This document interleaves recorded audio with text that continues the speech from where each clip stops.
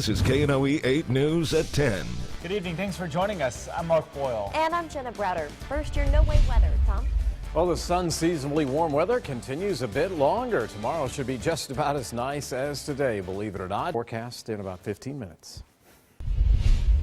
Tonight, the Monroe City Council declined to pull a controversial ordinance from the agenda even after the mayor asked them to take it off. The debate over the ordinance looks so far from over and will be decided deeper down on the calendar. In the original version, the ordinance would essentially limit the power of the administration to sign contracts with city vendors that are over $5,000.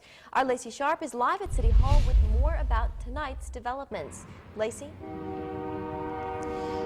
That's right, Thank you, Lacey. And the Mardi Gras parade is less than 2 weeks away. It was also talked about at tonight's meeting. City Council approved an ordinance that will ease up on the open container laws along the parade route and in downtown Monroe. The open container laws will be suspended from 10 in the morning until 11 at night on the parade day, Saturday, February 7th. The city suspends the open container laws every year on the parade route, but this year the downtown district will also have entertainment and attractions. Well, tonight some good news for those of you who are boaters and fishers. The city of Monroe is going to build a new dock on the Ouachita River. The new Forsyth Point fishing boat dock will be made of concrete and steel and will take the current place of the Twin City Queen Dock. The city didn't have to put up any money for the dock because the grant is coming from the state. The grant will also cover 2 new large pavilions with fish cleaning stations. A West Monroe man is in jail tonight on charges of child pornography. The Ouachita Parish Sheriff's Office Special Victims Unit and the FBI searched the home of Caleb Wayne Denton today. Shortly after, 31-year-old Denton was arrested. Tonight, he's being held at the Ouachita Correctional Center without bond.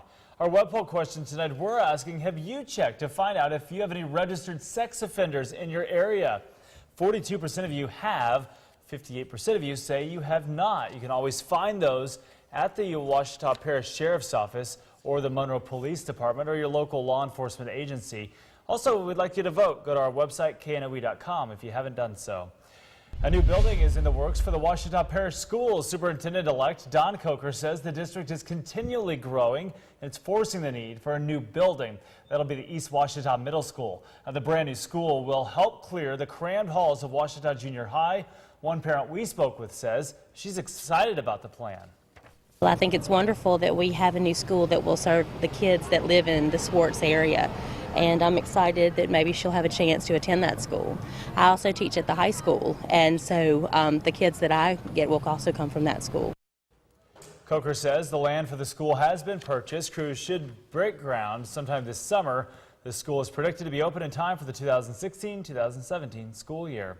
In an effort to balance the state's budget, Governor Bobby Jindal is looking to cut funds from a program he created. At Jindal's request, a $40 million incentive fund known as the WISE Fund was created last year. Now, WISE pays for college programs that will fill high-demand jobs in the state. Now, with Louisiana's budget woes, WISE is on the chopping block. Jindal's considering $300 to $400 million in cuts in higher education, too. It was all in good fun today. Catholic priests battled it out on the court for a good cause.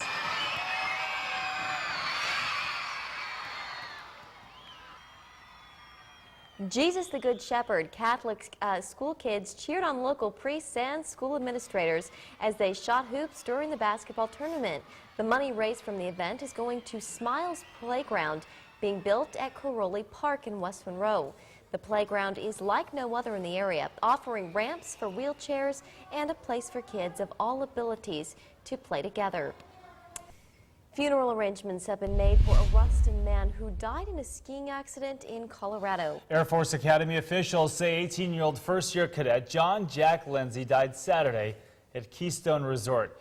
He graduated from Ruston High School in May and played football there all 4 years. Now, a celebration remembering Lindsay will be Thursday night at 7 at St. Thomas Aquinas Catholic Church in Ruston. Anyone who goes is asked to wear Ruston, LSU, Saints, or Air Force colors. Friday morning at 9, there will be a viewing and a funeral will start at 10. All right, we catch up with a former KNOE meteorologist, Amanda Jellick. Yeah, she's going through that storm right now. She has some details on what is a record-breaking snowstorm for parts of the Northeast. Plus, we check back in with a local group of students in New York City who tells us they are actually enjoying the weather up there. Later in sports, a high-flying edition of the Hoops Report.